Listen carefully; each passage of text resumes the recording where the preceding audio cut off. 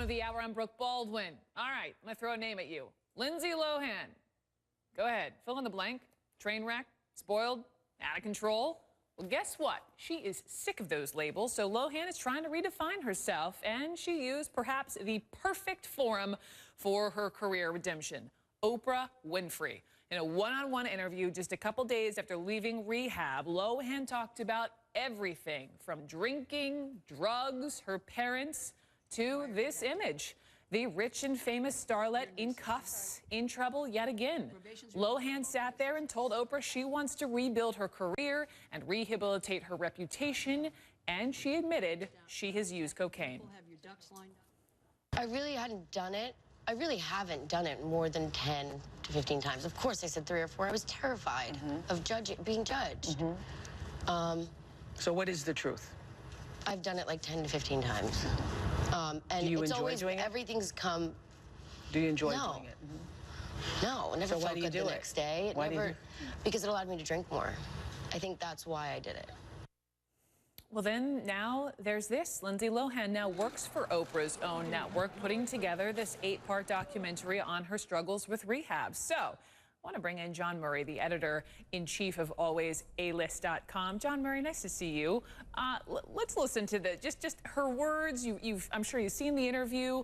Do you believe her? Do you want to believe her?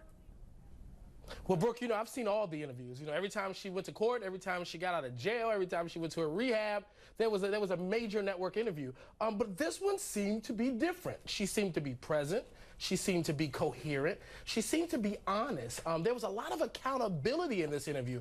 I actually believe her. You know, Lindsay Lohan is like a cat. She's had 9 lives. This may be number 7, but it may be the one that has the biggest turn and a turn in the right direction. I know it was our own Piers Morgan. He took to Twitter today because he saw the interview as well, and it was Piers Morgan who she talked to, you know, a couple of months ago in that UK newspaper and said, I've only done cocaine 3 or 4 times. He says he feels lied to. Again, maybe the truth finally has come out. You know, at one point in this interview with Oprah, Lohan actually said she almost wanted to go to jail. Listen. You know, being in my addiction and everything, and having all the chaos around me that I was so comfortable with, I somewhere inside knew and kind of wanted to go to jail.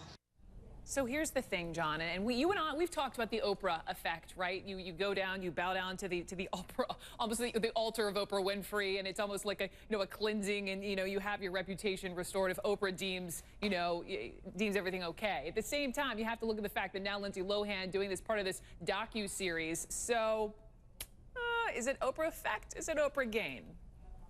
Well, you know, listen, America loves a comeback story. People are really rooting for Lindsay. They've been rooting for her for years. This has been the road to the redemption story that has taken about 4 or 5 years to really get to this point. So we really hope that this interview and the docuseries is a step in the right direction. We do know that at 2 years before she died, Whitney Houston did the big Oprah interview where she had her come to Jesus meeting, and she took ownership of her wrongdoings and all her troubles, and then she ultimately died from her troubles 2 years later. So the jury is still out.